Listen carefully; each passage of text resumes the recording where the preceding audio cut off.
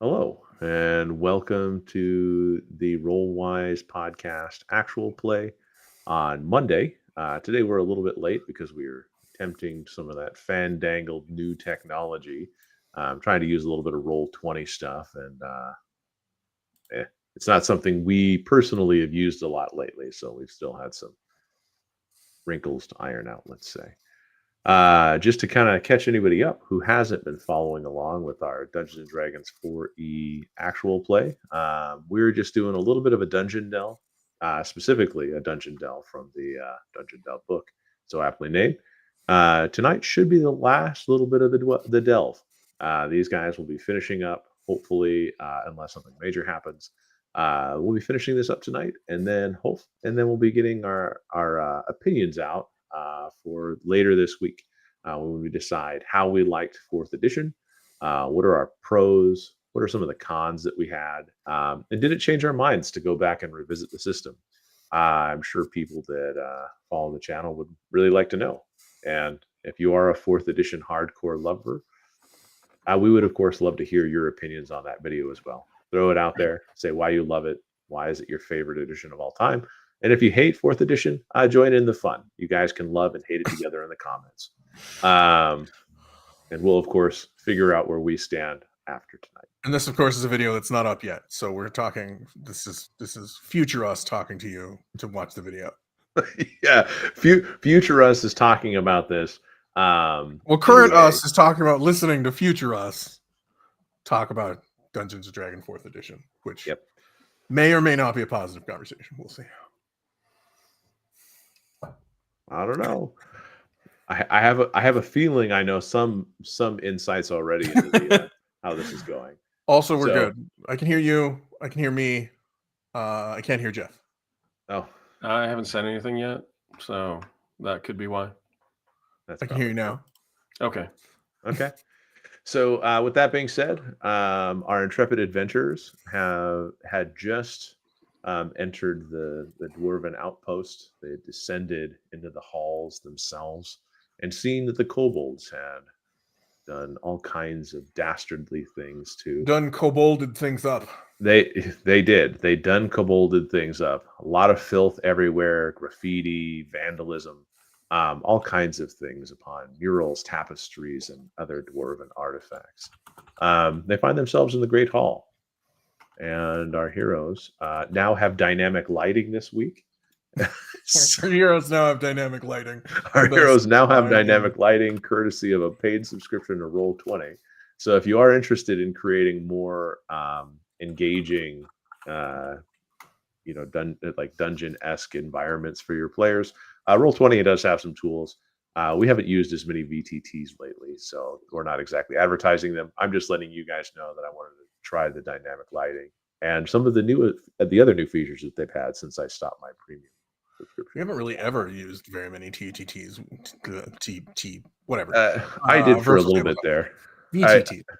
I tried a few out just to see what was out there before settling on Roll20. I like it because it was like the blend of like, if I'm lazy, this makes it easy to be lazy. It's just that when I stopped using it, it mostly had performance issues. So it seems like they've corrected some of the performance issues. So, and I mean, Brent's obviously can describe that later about having the icon with dynamic lighting, but I do think it looks a lot better. It's better now. Yeah. So, okay. So yeah. So you guys are in the hallway. How do you proceed? Well, we just took our long rest. We just sat down. Short rest. Yeah, short rest. We just sat down, waited our 8 minutes? Obligatory 5 minutes. I think it's 5. Which made us all better. It made us stop bleeding and stuff. And then I guess we sally. Yeah, you want to move first since you're the light source. Sure.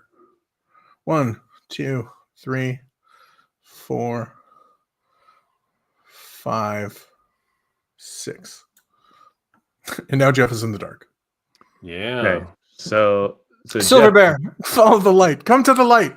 You know, I actually think this would be, and just a side note, and I hate side notes, but obviously they happen. I do think playing a game like Shadow Dark with Roll20 could be very interesting because you could have the torch mechanics and stuff like that. And then as the DM, you can be like, no light source. Boop. Can you do a timer on it in Roll20 where it goes out? I didn't see a timer, but I also wasn't looking. I just thought it would be a way you could do a dungeon exploration like this. I do like the advanced lighting because we avoid situations like last week where we just ran up to a wall and stood there until we were like, okay, wall here. It was a very notable wall. Had murals. For instance, I think I know there's a door there without my nose on it.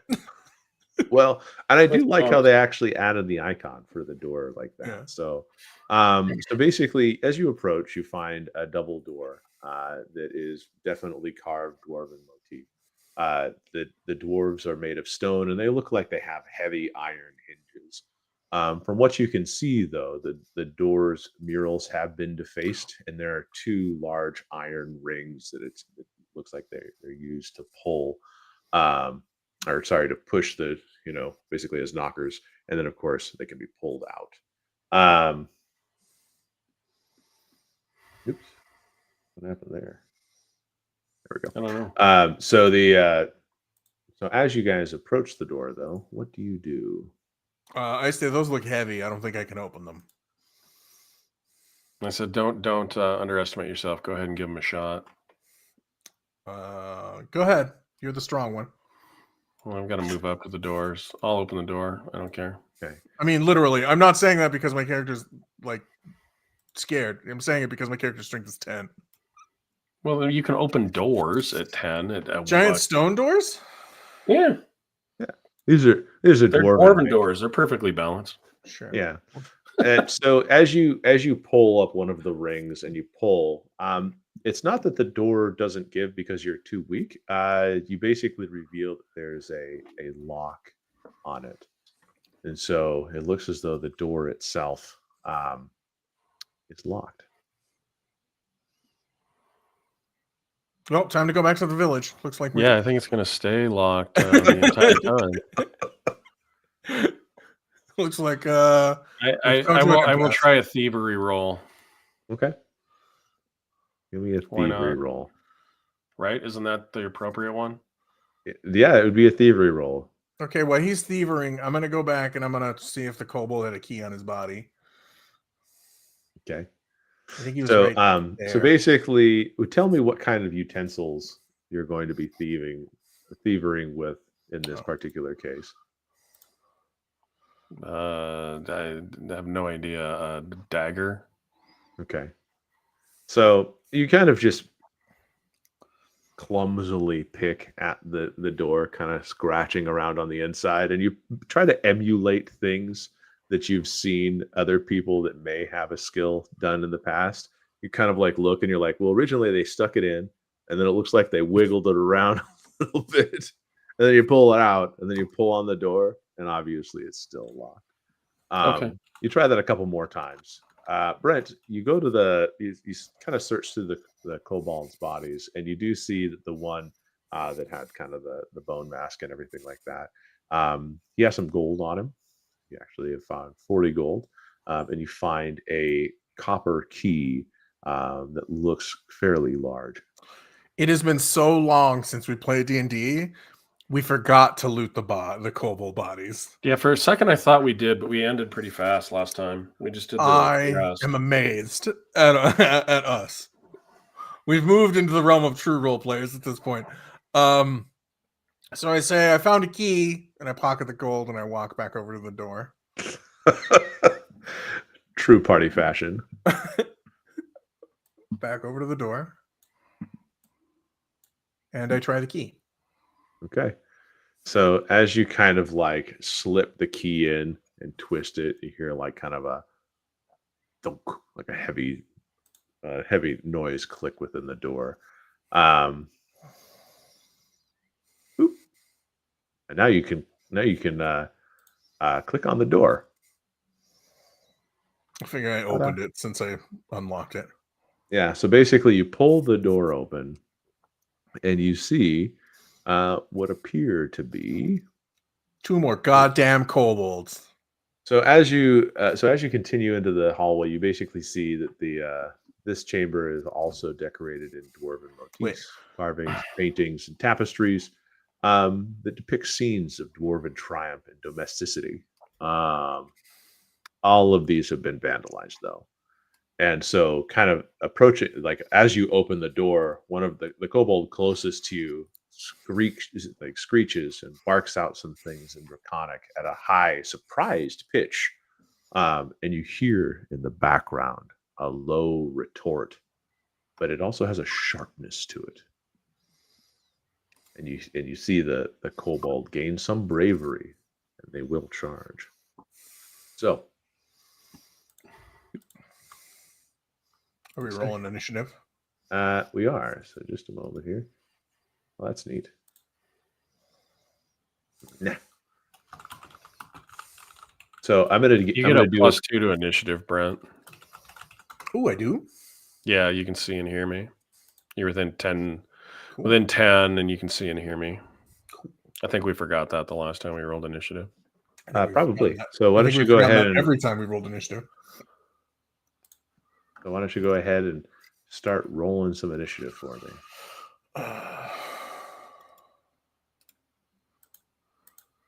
22. Wow.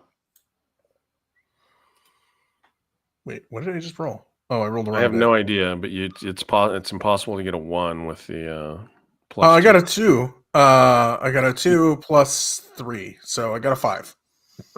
You rolled a 1DF, as in like I rolled a fudge dice apparently the first time. Oh, okay. I was like, I'm confused. Oh, so you got a positive outcome. Barely. I got a 5. Okay, so because I have +1 plus 2, so. Let's see. So it seems like Brent, you like hanging out at the bottom of the initiative order. Like? That's not the word. This is why in 3.5, I used to always take improved initiative on my characters, no matter what they were. So you're a bard, improved initiative. You're a seamstress, improved initiative. Improved initiative. Do you really want to go first? Do you want me to go at all? I should take improved initiative. Funny.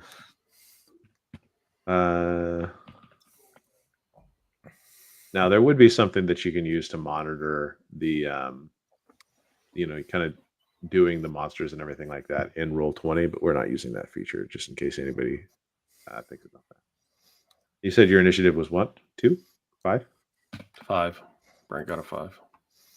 I rolled a 2. Yeah. +1 for my dexterity and +2 for Jeff. Otherwise, it would be a 2, yes.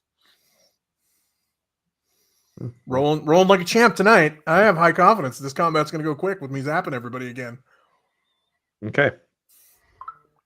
You can definitely hear, as you guys approach and you hear the barking happening between the two kobolds, you can definitely hear that there are more kobolds in the back. Obviously, since the torch is the only thing that's lighting up the room, the kobolds are in the dark. Obviously, we should use our dailies on these first 2, right? I would strongly suggest using your dailies on the first 2. That would be my preferred thing there. So go ahead. You said they were going to charge. Yeah. Well, since I think you're first, though, Jeff. You're first. Yeah. And technically, you guys should get a surprise round on them because I'll just move there. Okay, I'm cool. Do we get a surprise round or not? Mm-hmm. Yeah. Okay. I'll just move there. And because that's the thing in this. Do you want to shift? Do you want to shift a square as a free action, Brent? Sure. I'll shift over here. Okay. Then I will Wolfpack Tactics. I will swing from the chandelier and strike down at him. Oh yeah, that's so much better. All right, let me roll. So so just so you know, in the surprise action, you can only take a move action, a standard action, or a minor action. Well, then I guess I'm done after the move. You only can take one. Move. You can only take one of the 3. Oh, there's the stupid charge thing, isn't there? Yeah, you can charge. Oh, Brent, you can't shift. You got to go back. There we go. Because the charge is just a basic attack, right? A charge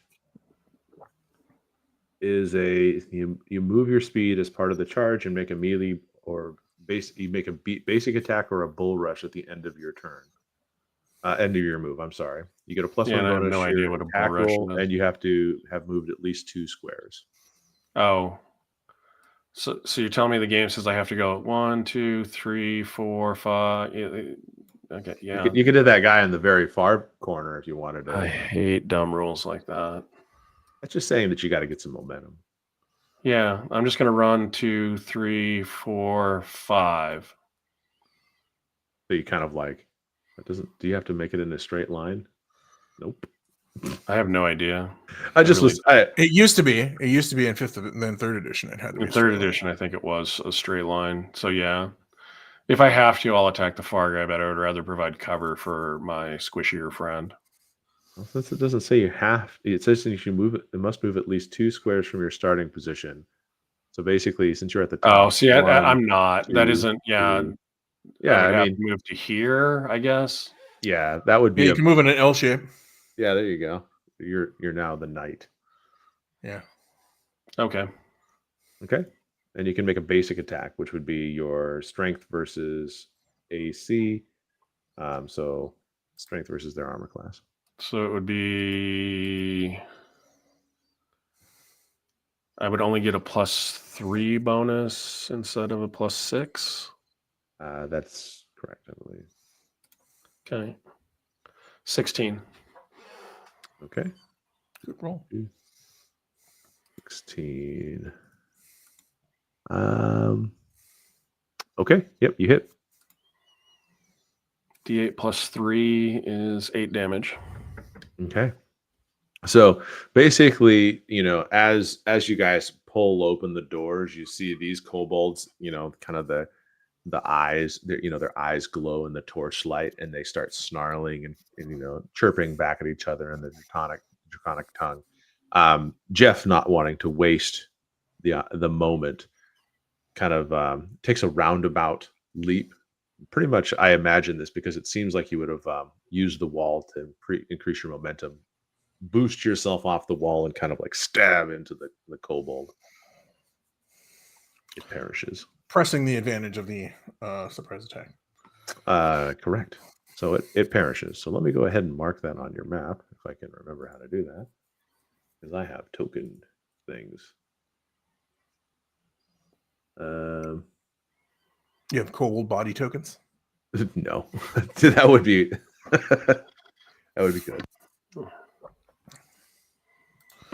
That could either be poison or death. I'm going to go with that's death. Okay. And for my surprise action, I'm going to Dire Radiance, the one for the farthest one. Dire Radiance is. Dire Radiance is my other at will. Okay. It's a standard action. Yes, the not dead one that we can see. And what it does is they take extra damage if they move towards me. So. Okay. That makes sense. I need to hit them first, which is. I think that's right. I also rolled a 16. Okay, great. And the damage is 1d6 plus 3. So I do 5 points of damage to him. Okay. And what kind of damage is this? It is against their fortitude. So did a 16 still hit his fortitude? And it's radiant damage. Ooh. Oh, right on. So basically, as you like see the kobold, Jeff, pounces over, stabs into one, kind of pushing it to the ground. You see the other one in the back there. You ready your spell.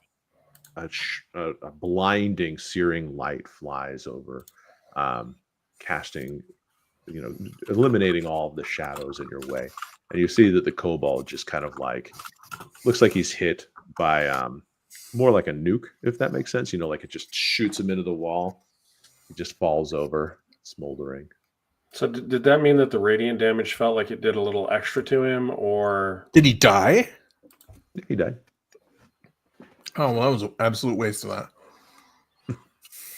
It's an at willpower. I mean, Well, that's true, but still. yeah. Yeah, He's not going to move. He's not going to move towards me. Was more my point, which is the point of the as he ability. falls forward, you see him twitch with some extra damage. Like I said, he's not going to move towards me, which is what the point of the ability. So, Okay. So now, what do you do? Because it's now the regular turn order. oh, I go last then. So you're first, Jeff. Silver Baron is alacrity goes first. Yeah, but I can't see anything. That's the problem.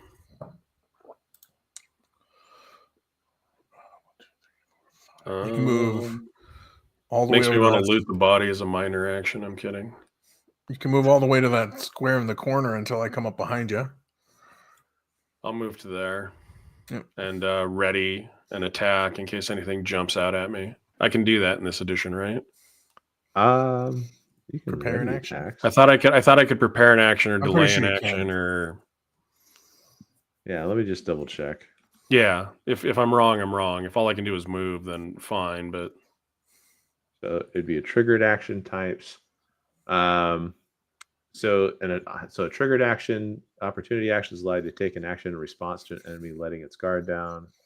It's not a triggered action because no. that's specific to an ability. Yeah. I thought I could ready an attack or something. These are vague memories, not me. You know. Yep. I just don't know what the proper wording is. Yeah, just a second.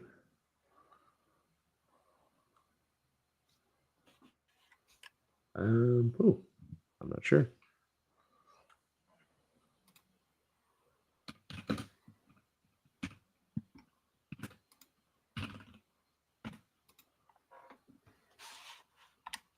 Okay, so ready to action. Yeah, a delay or ready in action. Yeah, like if nobody moves next to me, ready in action in combat. It's an immediate reaction. Mm-hmm. I'm Googling, but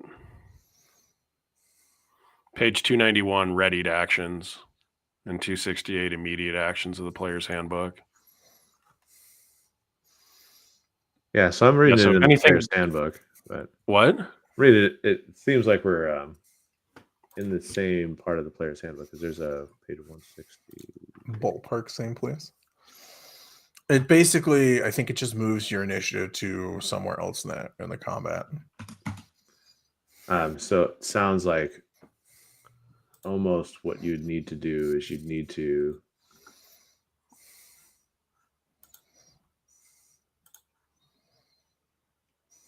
I just don't know if I can split up my turn, like if I can do the move and do that, or if I have to sit where I was. I'm going to hold my action till after Brent goes, since he's the only one with a light source. I think that might be what you have to do is hold your whole action. I thought you could do both, but I thought you could do either. Anytime before your next action, you may take a ready to action response to that condition. I don't know. Mm-hmm. Yeah, it's kind of a little bit weird. Sorry, I'm not trying to slow us down. I just No. light source thing is No, it's fine. It's a good idea. I forgot to really read up on.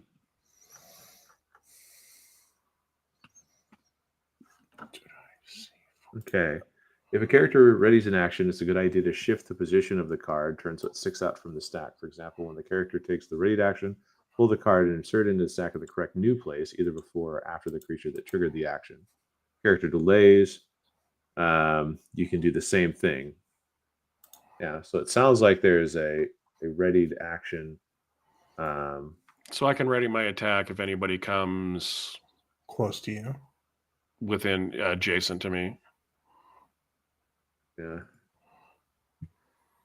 that's weird. And it'll if that happens, it'll also change my initiative. I'll move lower. But I think it's just for this turn, not forever. No, I think it's forever. Yeah, it moves you in the. It looks like it moves you in the. So ready in action. When you're ready in action, you prepare to react to a creature's action or event. Ready in action is a way of saying, as soon as X happens, I'll do Y. For instance, you could say, as soon as the troll walks out from behind the corner, I'll use my pinning strike on and interrupt its movement. Or something like, if the goblin attacks, I'll react with a crushing blow. So yeah. So if anything becomes adjacent to me, I will attack it with a Viper Strike. Okay. All right. So here we go. Yeah. So it plays about how it is. I did not remember the part about the I did not remember the part about changing your initiative though, so that's good to remember. Okay. That's only if it happens though, right? Yeah, if correct. nothing comes up next to me, then I just basically don't get my attack this turn. Like I lose Right, that part. like of my what you- turn, but yeah, you my wouldn't initiative anyways. stays the same. So yeah, Okay. gotcha. So fleeing from or jumping from out in the dark, charging you, that you can only half see, is a kobold. Now Good you thing I can have vi- my sword up and ready. and now you can Viper Strike him. Yep, correct. Yes. Now I can Viper Strike him. 16. Yep, that hits. Weird. D8 plus 3, 4 damage. Okay. Even though I was readied, it still startled me because I can't see anything. Yeah. Well, something leapt at you out of the darkness. So basically, this tiny little kobold, so as you see, like, because you don't really have the light or anything like that, you actually hear it before you can see it, and what ends up happening is that as you turn towards the noise, you see something leaping out from the shadows with this nasty looking gnarly short sword as it comes to like drive it into your vulnerable neck flesh, but you stab up in reaction and catch it on your sword. It perishes. Owie. Ouch. Okay. That's your action now. So it's Yes. the rest No. of their I action. am all done, but I am moved down to whatever that was in the turn order. So Okay. I don't And know we if hear, that and we actually. hear more scrabbling in the darkness as things move around. Yeah. Now anything else can come up next to me and. Yeah. So in fact, that's what happens.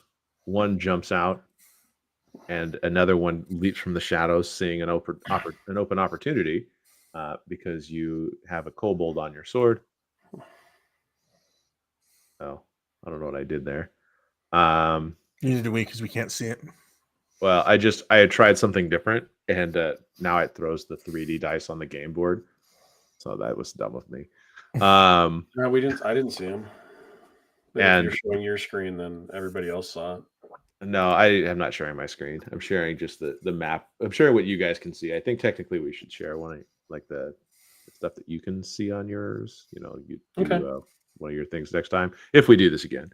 But basically, it uses the opportunity to kind of come out of the So wait, his Viper Strike didn't kill that kobold? Oh, it did. That's why there's okay. a little X on it. It's stuck on Okay. a sword. Gotcha. For I see it dramatic now. effect. Okay. There is, however, a kobold over here that obviously Right. There's one in the dark there, yeah.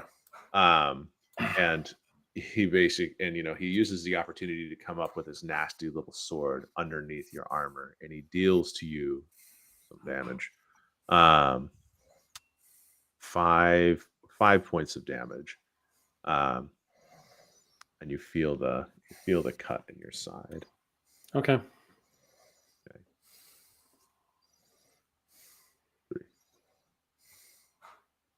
Okay. Another kobold is jabbing at you from the dark, just out of your vision. He's just to the bottom left of you. I'm sure Brent will reveal him in just a moment.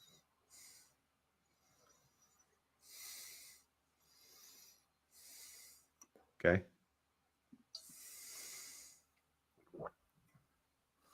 All right. Is this where we get action economy to death? Possibly. He also takes the opportunity and deals another 5 damage to your leg, slashing you fairly good. You're taking 10 damage. They both hit me at 17. Mm-hmm. Yeah, I'm doing really good on these rolls. Okay. Bloodied. And you hear kind of some scrabbling in the background as you can sense another one running through the darkness. Death by many kobold cuts. Yeah. Okay. So, Brent, your go.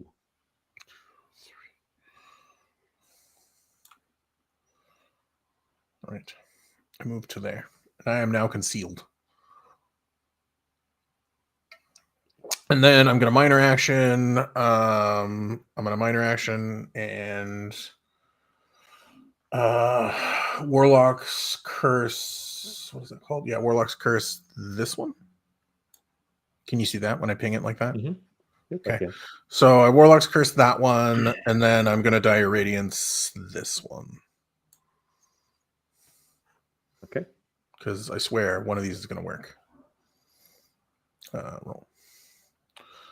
14 against its fortitude. Against its fortitude.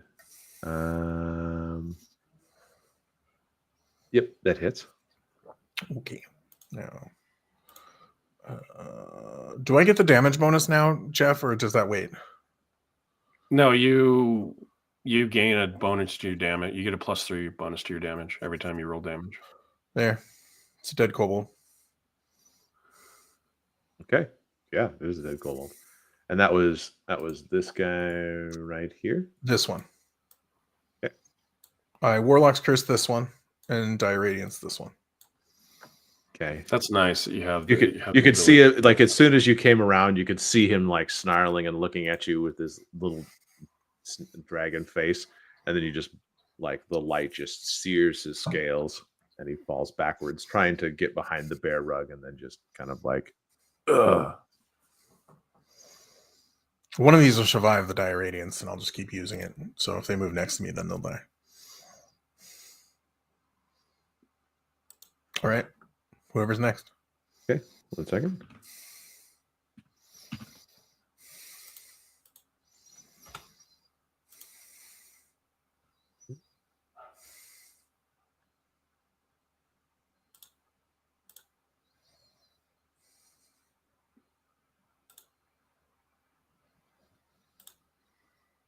Okay.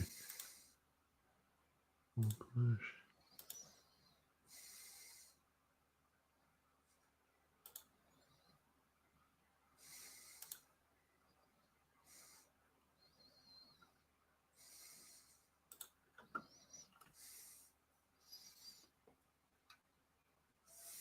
Okay, sorry, just checking one thing just to make sure I understand this correctly.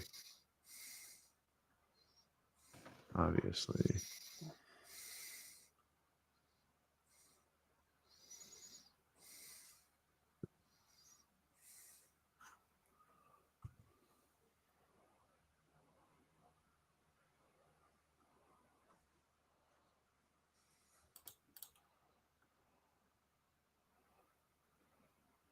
Okay. So.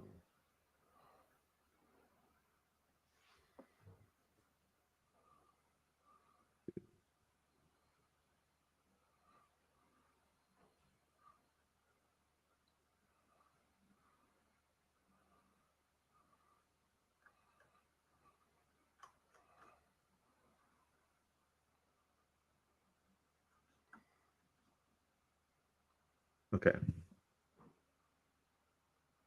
So out of the background comes charging a young white dragon. Are you sure it's not a chocobo? Because it kind of looks like a chocobo. A chocobo? Well, I guess let me check my notes. Nope. Not a chocobo. And I don't know if you can. So, yep. So that looks like it'll get you all three. And you see that basically, you know, as it rears around the corner, it inhales. I have concealment too, just as a reminder, because I moved more than 3 squares. Sure. I think it's more of a save though, or more of attack against what is it called? It just says against attacks. Remember, we looked this up. Yep. Yeah, it's a -2 to hit Brent. So, yeah, with whatever. Okay, 4 to +2 versus reflex. Okay, so let me roll some d20 here.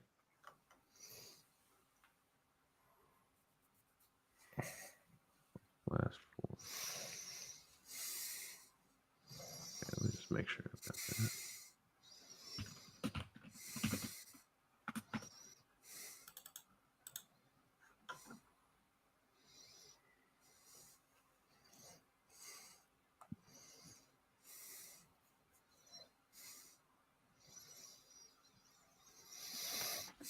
All right. So d20. So the d20 down. Oh, there it is. Okay.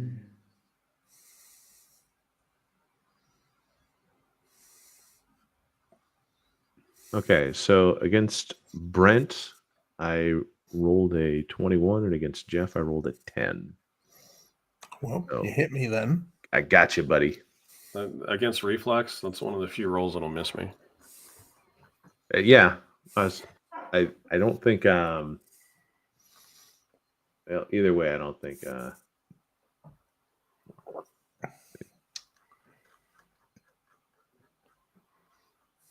Crap. I don't know what baby white dragons do. They do frost. Frost. Coldy damage. Okay. Oh, 10. All right. So as it, it's basically sprays its breath. And you feel a wash of cold and frost. It's almost like getting hit by, it's like, imagine, like that fog that comes from like nitrous oxide, but it's like bitter cold and filled with little ice crystals. And Brent takes 14 points of damage. Cool. And you are slowed and weakened until your save. And so I did read up on saves just to clarify, and saves happen at the end of your round, and it's basically a 50-50. I didn't remember that. So I'm bloodied and have 9 hit points left. Correct.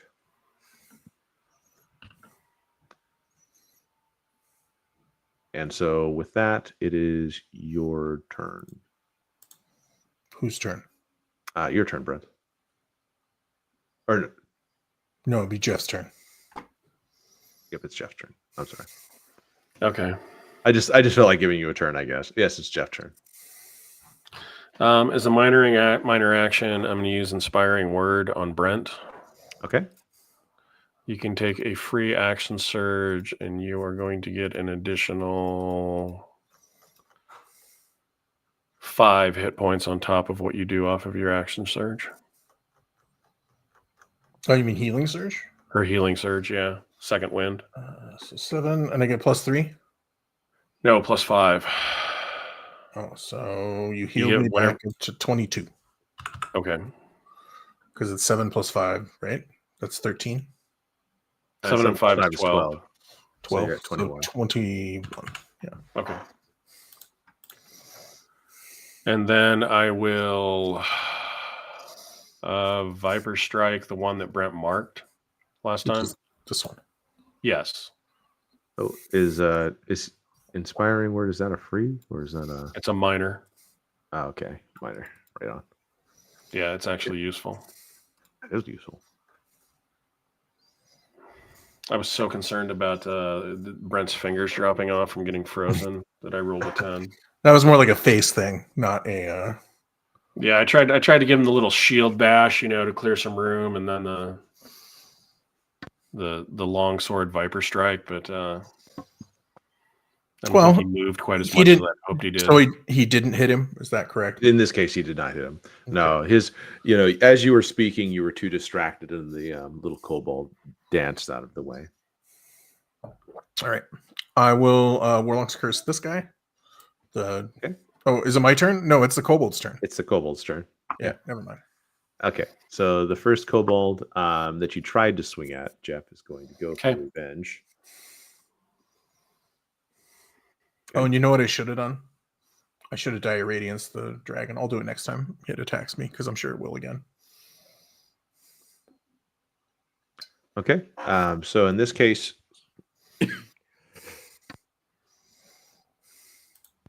both of the kobolds they seem to be trying to coordinate their attacks, finding that that you're quite a big target, and you're kind of keeping your attention divided. One of them was able to hit you for 5 while the other one missed. It seems like they're trying to hack you out of the knees. Okay. I didn't mean Dire Radiance. I meant Infernal Wrath. I should have Infernal Wrath the dragon, but I forgot. But like I said, Okay, next time so it's your turn. All right. So Warlock's Curse, the baby dragon. Okay. And then But it's a baby. Going to Eldritch Blast it. And hope I hit it. Oh, you aren't gonna do the super amazing one? I'm not. Do you think no? Do you think is this? I don't know if this is the main boss, so I'm assuming a 14 didn't hit its reflexes though, so never mind. Let me take a look. Oh, I get +1 to that, so it's a 15. Sorry.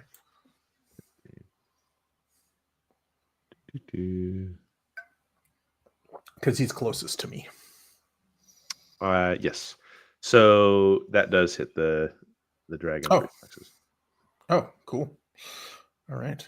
Let's see what we can do for damage. Yeah, attacking things besides armor class is actually really helpful. It's a good thing. No, that is a neat thing with the system. It gives you. So I get an extra +3, right, for your thing? Damage, yes. Yeah. Okay, so that's a +6 to damage, and then I'm gonna do my Warlock's Curse extra D6 once I roll this.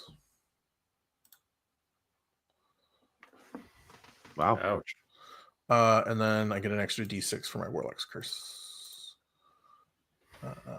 which is just 1d6.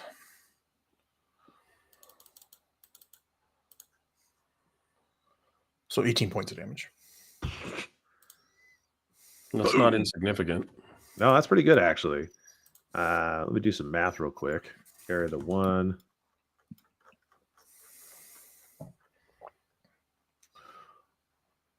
And then I'm going to move 1, 2, 3 away from it. Okay. All right. So its turn. Is it bloodied?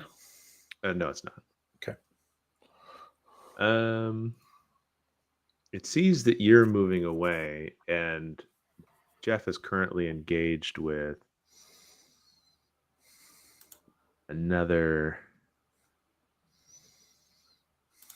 the other 2 kobolds there. So let's do this.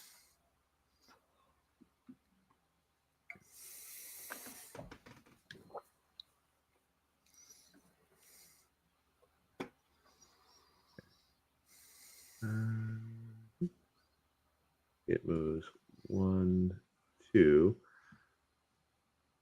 and it's going to attack with its claws. Sorry, Jeff. Okay. Or Silver Bear. Sorry, Silver Bear. All right. So it comes trying to bear down on you, and it's a smaller dragon than you would expect. As you can tell, it only takes up 1 square, but it's still very ferocious. And imagine a bobcat that's trying to charge at you with both claws that look razor sharp, cold as hell, and ready to take some names. And it seems as though you're able to put your shield in way of the little guy, so that ultimately its attacks bounce off of you. Cool. Okay. Jeff, it's your turn. And that was I'm going to inspiring word myself. Okay.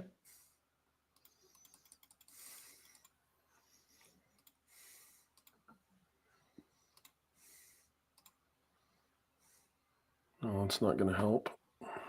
It's something. Okay, and you only get that 2 times per encounter, right? Yeah. Okay.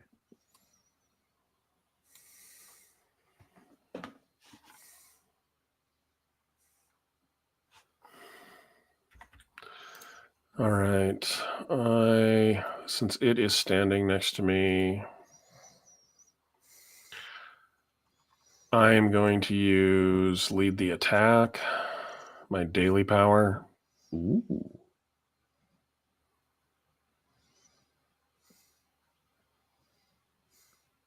Daily power. What? I was just chanting daily power. Cool. We'll see how it goes. We'll see how cool. 19 against armor class. Ooh, good job. Nice.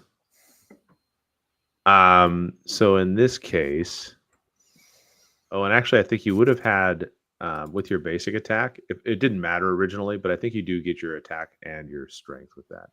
I was just reading up on that. So you get 3 weapons plus strength modifier damage until the end of your next turn. You and each ally within 5 squares gain a power bonus to your attack rolls equal to +1 plus your intelligence modifier. So that is 4. So it's a total of 4 to hit it. Yep. Cool. And so and I do 3d8 plus 3, so 15 damage. Ooh, nice.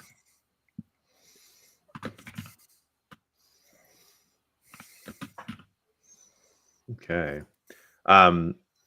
It yells in pain as as you can definitely found purchase between scales, and Is it bloodied now? a bunch of blood comes out. Let me see. Is it bloody now? No, it is not. Oh.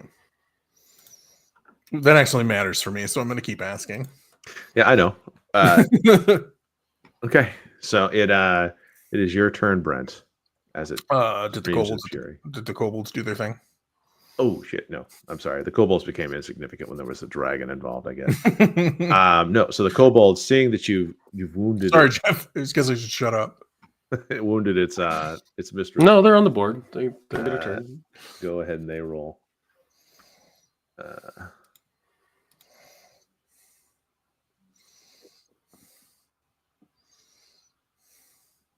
Okay, now I'm actually going to use the dice roller as it's supposed to be used. So.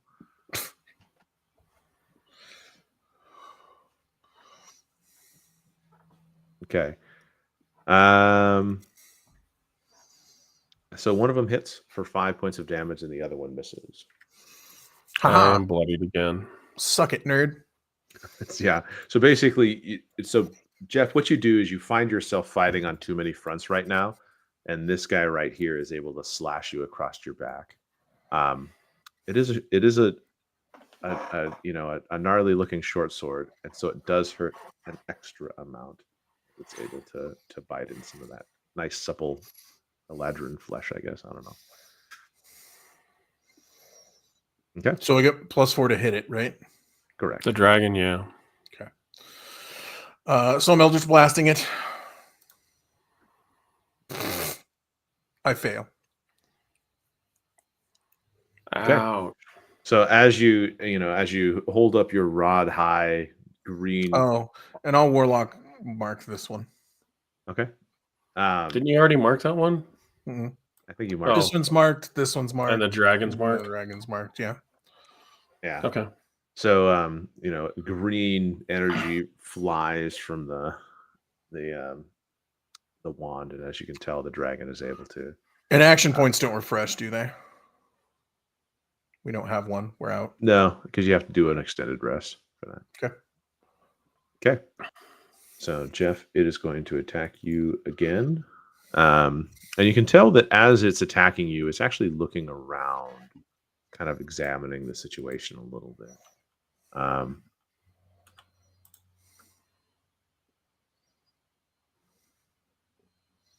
Well, that miss may have killed us, so I apologize. Why?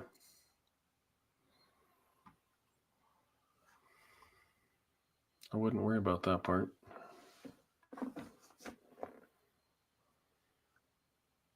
Wow.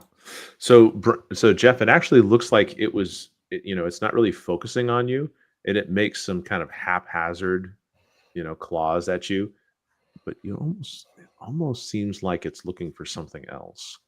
Brent, Well, it's Jeff. It's your turn. At least it missed. Yeah, it seems distracted. I don't know what's going on. I'm gonna Warlord's Favor it, Mike. Okay. Since I got my +4, it's my other encounter power.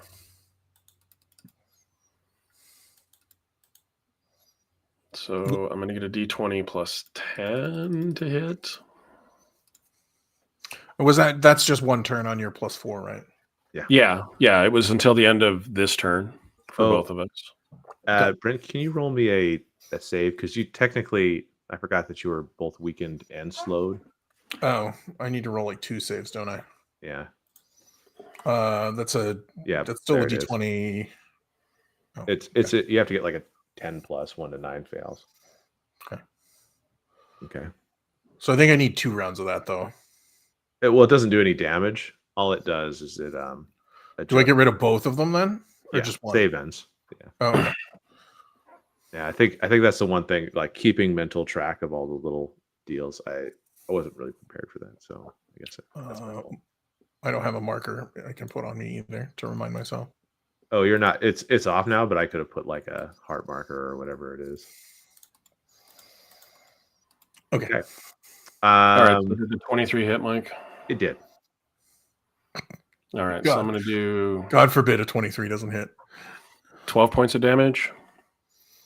And Brent, since you're within 5 squares of me, you get a +2 power bonus to attack rolls against the target until the end of my next turn. Okay. Okay.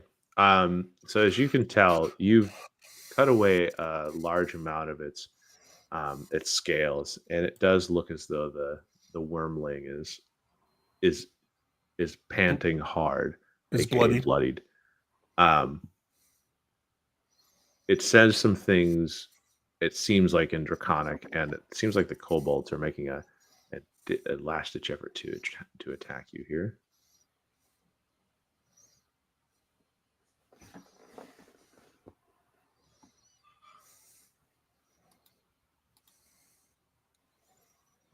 Okay. One of the kobolds does hit for 5 points of damage. Okay.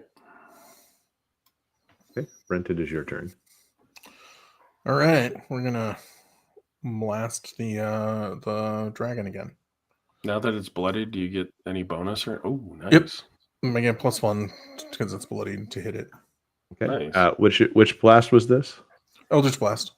Okay. And then I get 6. So I get my +2 for my Constitution, +3 for Jeff's bonus, and then I'll get an extra D6 for the Warlock bonus, the Warlock's Curse. So 16 plus, so 20 points of damage. Wow. What a blow there. Oh, and okay. 1, 2, 3. 20 points of damage. So. Okay. Okay. So yeah, you hit it with you hit it with an Eldritch green blast from my wand. Mm-hmm. That hits it square, and you can tell that it does hurt it.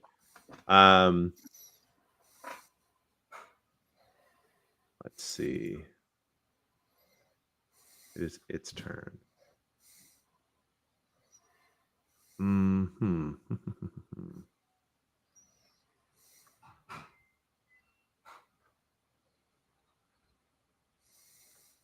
Okay, so it's going to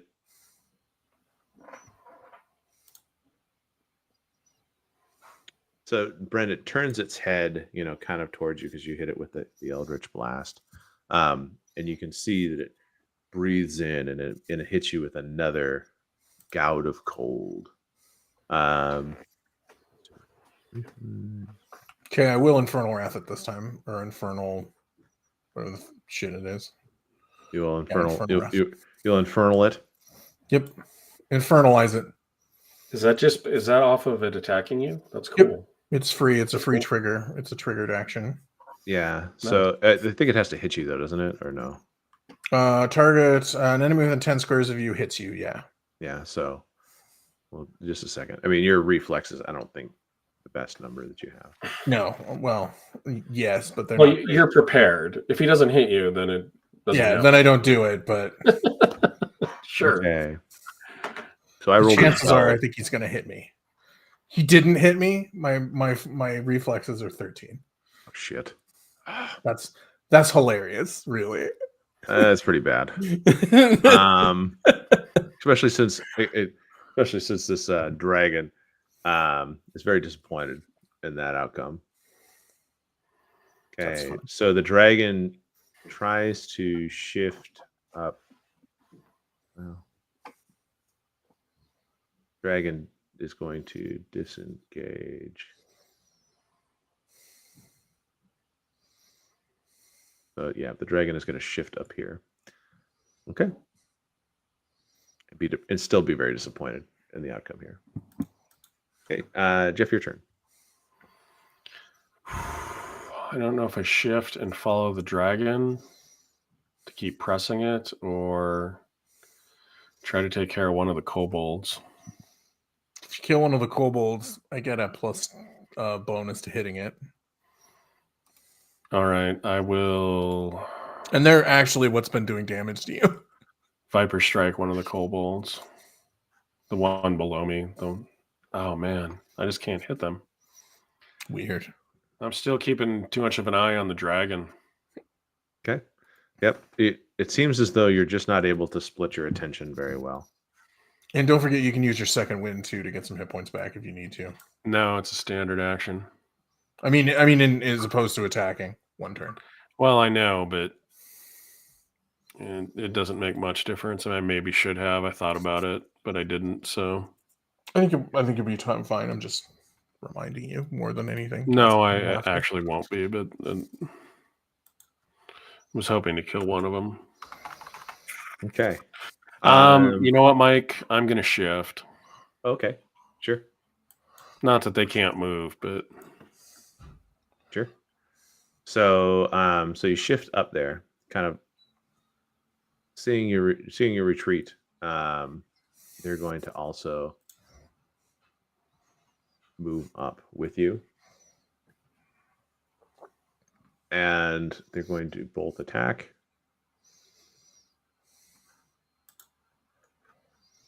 And so it seems as though you're trying to keep up with the dragon. How many hit points do you have left? Oh, I'm at 4. If one of them hits me, I'm down because they're obviously doing 5 points of damage flat. Yeah. So in this case, it does seem as though that's the situation. One of the goblins finds you and gets you down.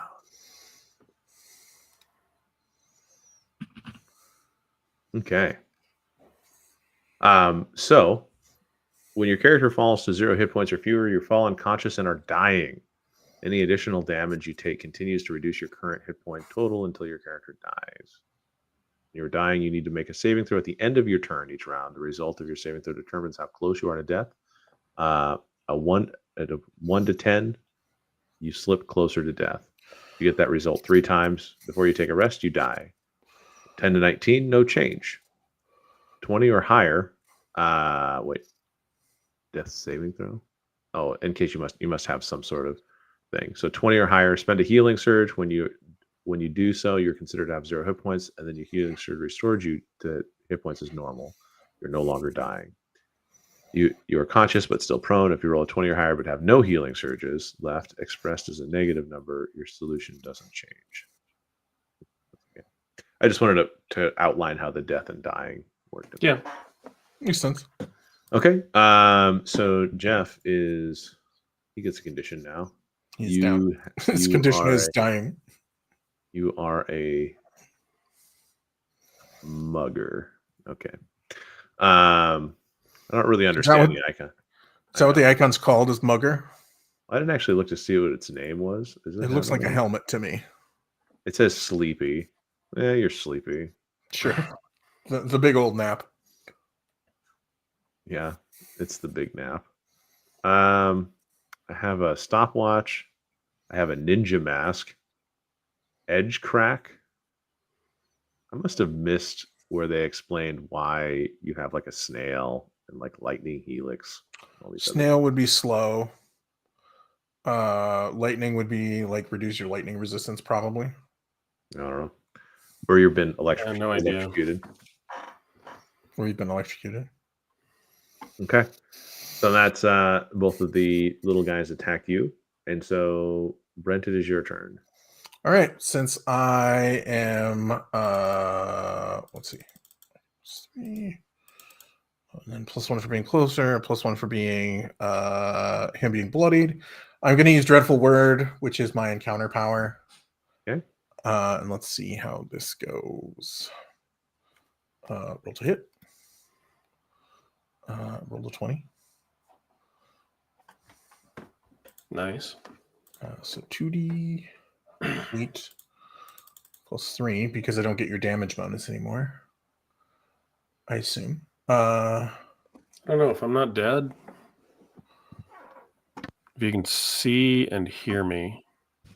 Well, I can't hear you because unless gurgling counts, I assume. Well, you can hear me if I was making noise. You can hear me. I'm not dead. Jeez. So this is versus willpower, which Okay. I don't know, might be better than his reflexes. I don't know. And you said I hit. I rolled a 20. That never. Yeah, I was about to say, like its will isn't that good. So here's the damage, and then I'll do the extra d6 for my warlock ability. Okay.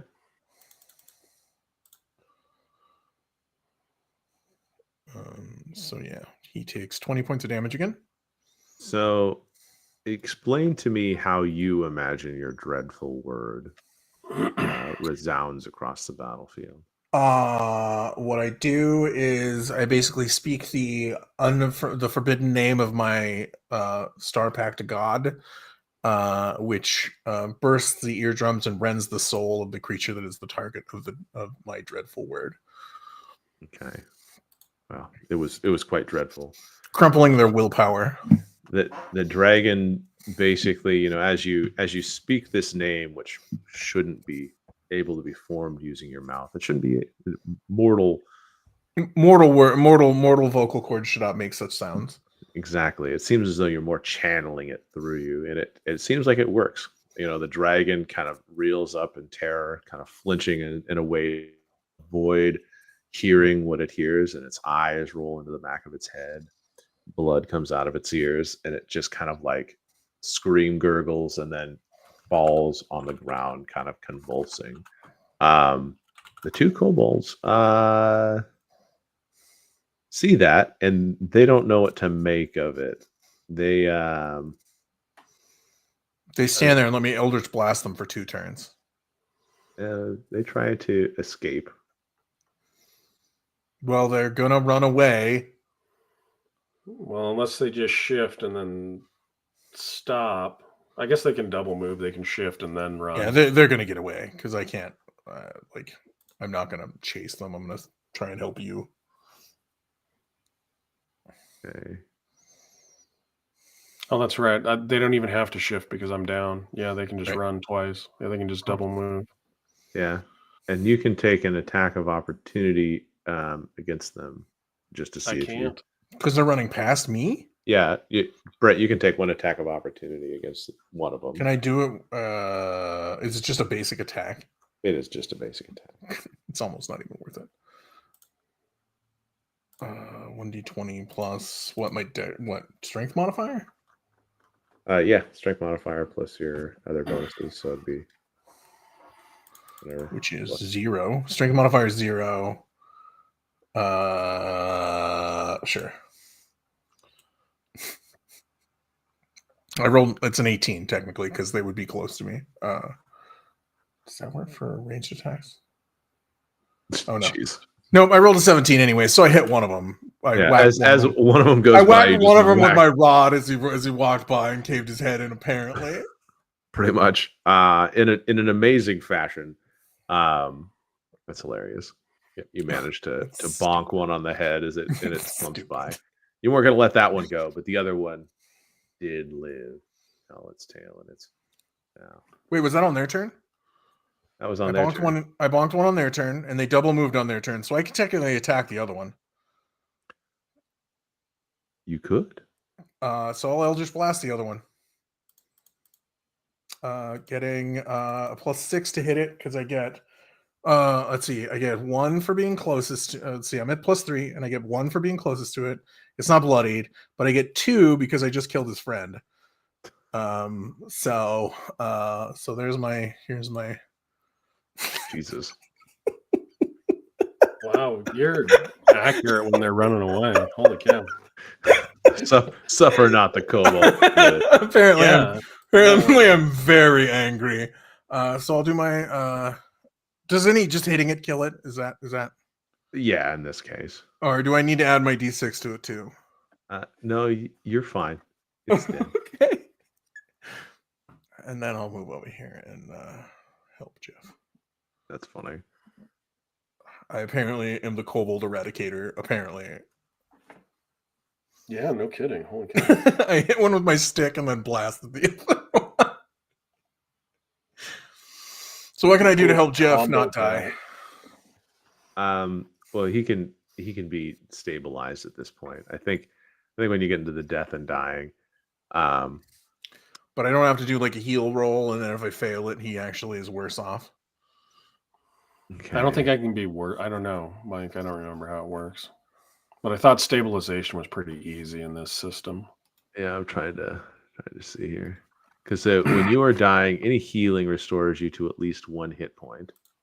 So I think because you're not a healer based on my read of your skills. But I have 2. I have 2 for my intelligence and heal. For wisdom. Okay, so why don't you first of all, Jeff, roll me a d20. I lied. I have a +0 in heal. So maybe you don't want me to do this. Well, we'll start with the. I don't think you can make it worse. Well, Jeff, like I said, just start with the death roll. Well, is it actually my turn? Because that's the only time I thought that was the only time I had to do it. You'll do it at the end of your turn, effectively. So go ahead and make for me a death roll. Well, I know, but I haven't had a turn. That's what I was saying. You're technically out of combat now, so technically you can do 3 in a row if you don't make the first one. I did not make the first one. So you actually are inching closer to death's door. But how does stabilization work? So in this case, you have first aid. And so the stabilize the dying.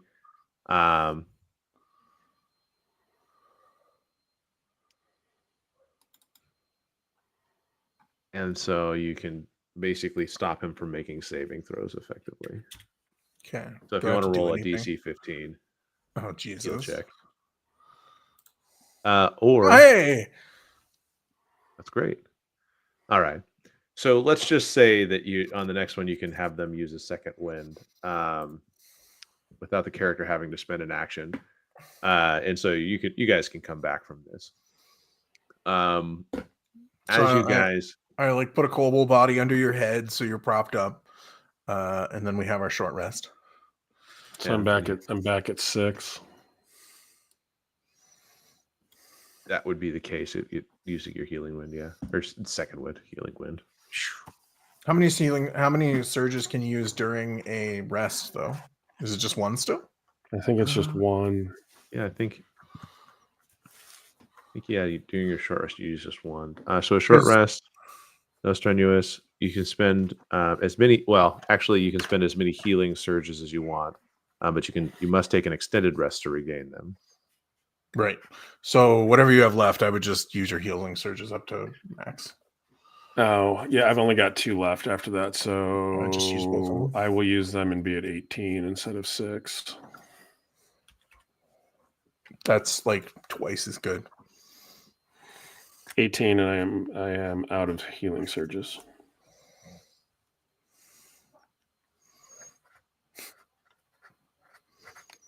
We just pile the kobold bodies up in the corner and take our extended rest.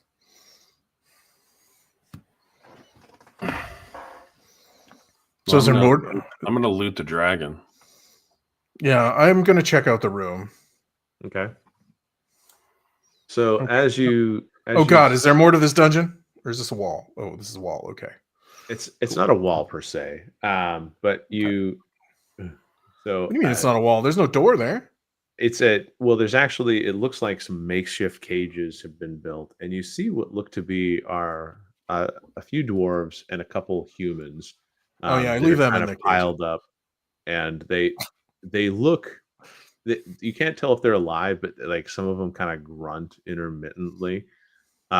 Examining their body, you can tell that they're on something. You're not really sure. Could be cave mushrooms, could be anything.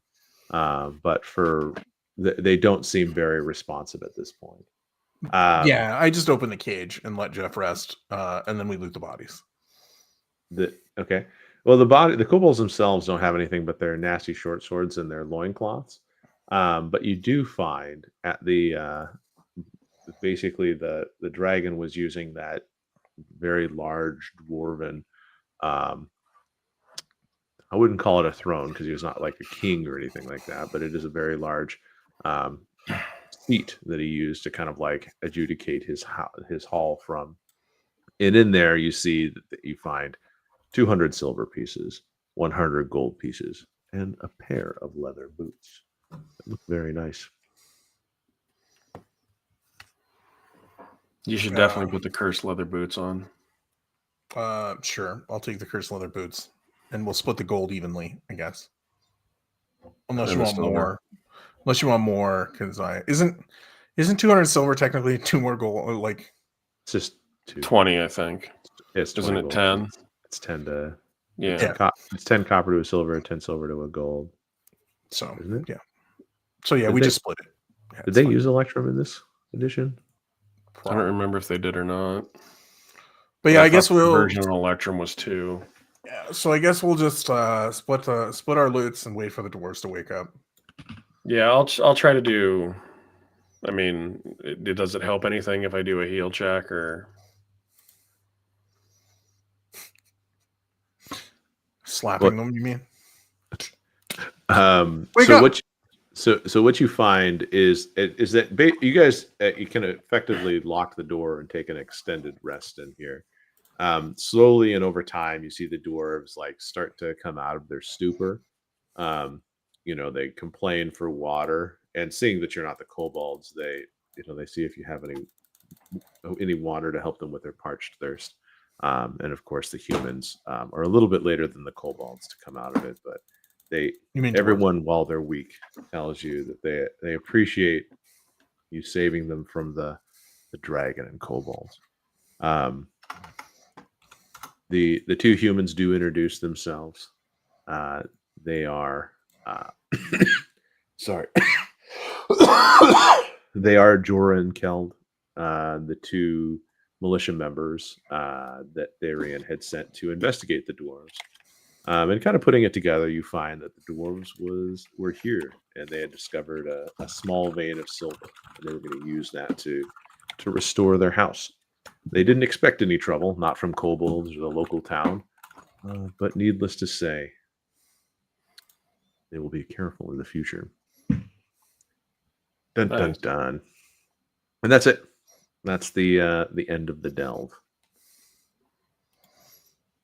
Cool. Ta-da! You guys have saved the day. You have saved, first of all, Jorah and Kel, the two people you originally set out to save. Those untrustworthy dwarves were obviously looking for riches in the earth yet again, like dwarves are off to do. And, were we supposed to not trust them? well, I mean, you don't know why. I mean, we could have coup de grace them while they were asleep if we weren't supposed to trust them. You're supposed to ask them why they were there first, and then if you found their motivations to be untrustworthy, you could I don't know. Kobolds killed them all. It's fine now. How much gold do they have? Well, they happen to have 200 silver and whatever gold was left. So yeah, that's it. Cool. Yeah, I think there are obviously some rules I probably should have learned a little bit better for this. Like ready in action, saving throws, all that kind of stuff. Well, there's just a lot of rules. There's a lot. There are a lot of rules in in this. I cannot tell a lie. There's a ton of little tiny rules, and it seems as though, like I said, they kind of. I think if we were to play this longer and go from like a 1 to 10 adventure, it would probably be fine. You get used to the rules and everything like that. Yeah, but that would be like 300 sessions to go from 1 to 10. Well, 300 sessions if we're doing like one encounter per session. Yeah, I think it would be quite a few sessions, even if like with this encounter. Do we level up after a single encounter? Like with this encounter, level us up. Would be level 2 now.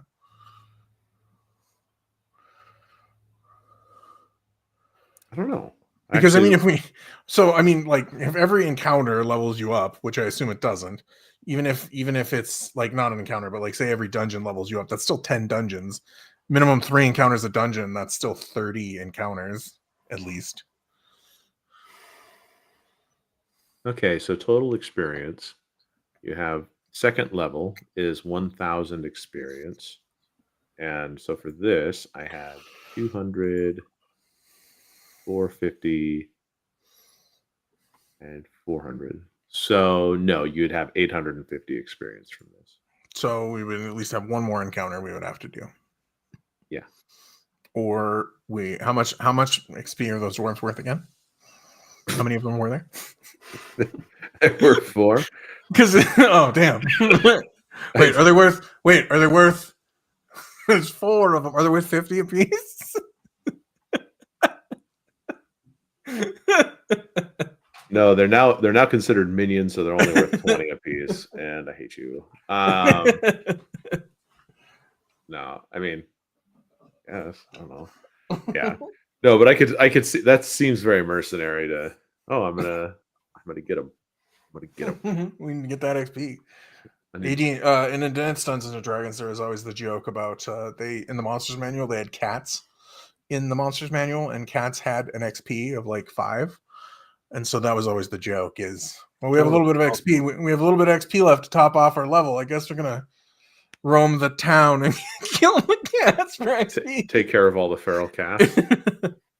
Yeah, I mean that's one way to do it. I guess it's always weird when you find those little loopholes in the rules. Oh, there's little Morgan. Yep, Morgan. Want some scritches. Morgan came in to say hi. Like, you're not paying enough attention to me. He likes listening to me talk. So when he hears me talking, sometimes he'll come in. So yeah. Yeah. So that was it. I think I've got some notes about what we do have notes. Yeah. I think we all have notes. What I like, what I don't like, what I hope to see different in the playtest. Now, I mean, admittedly, the Daggerheart playtest is coming out pretty soon. You know, that's I think the 14th or the 12th, something like that. And so there may even be that to look through and discuss. You know, when you go through the beta playtest document. As long as we can talk about it. I think so. I mean, I think that the playtest is an open playtest, whereas what I received was the closed playtest with NDA, and I decided, I mean, all that really would have done, I think, is give us a head start to talk about it, but I don't. Well, you missed it, and then someone pointed it out to you, and then you decided not to do it. Hey, I decided not to do it before you told me I missed it. Oh, okay. Because I was thinking ahead 2 steps. You are a prophet, sir.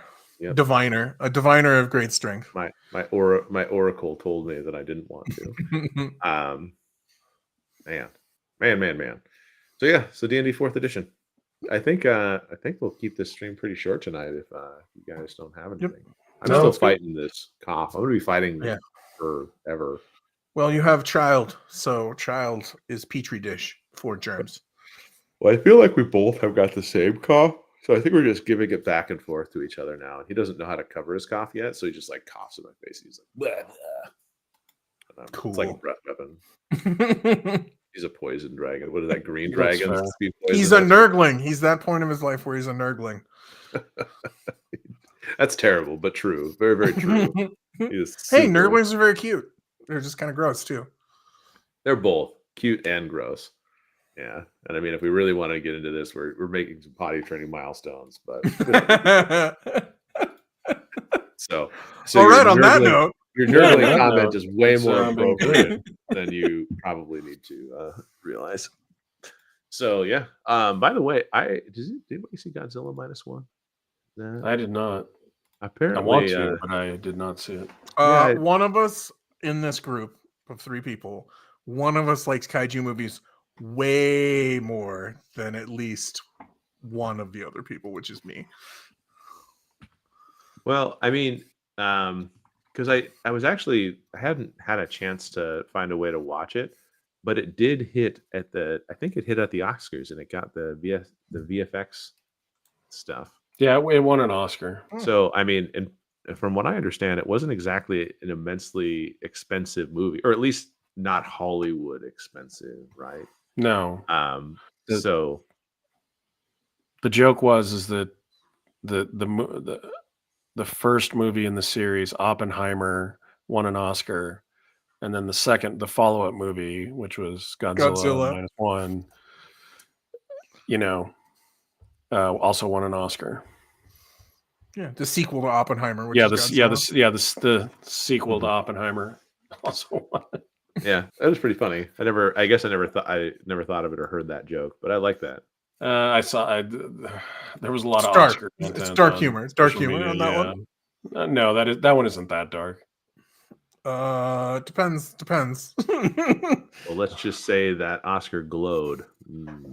What was done with nuclear weapons that was pretty dark, and then to make a joke about it. Well, that was dark. It wasn't as dark as some of the jokes we told before. So. That is true. Yeah, we've had worse. We've had worse. So cool. So then I guess what we'll do is we'll go ahead and wrap up the stream here. We look forward to presenting to you our thoughts on 4th edition. Our scientific findings on 4th edition. Yes. Our deeply our analyzed off-the-cuff emotional reactions to D&D 4th edition. Yeah, and I admit that there's probably some stuff that it's like I feel like my opinion's going to be made from the fact that like it's D&D it's like the reward, the effort versus reward kind of thing. Is it there? We'll talk about it when we record. We'll talk about it. Okay. Well, then let's go ahead and kick this off. Jeff, if you want to tell people how they can tell us their opinions. Yeah. If you want to share your thoughts with us on social media, you can find us on Facebook, Threads, Twitter, and YouTube. We are at Rollwise on those platforms, or you can email us, rollwiseguys@gmail.com. And as always, thank you for being here. Thank you for listening. Thank you for liking, subscribing, everything in that nature. And as always, roll well, roll wise, and be safe out there. Thank you, everybody. Thanks. Take care.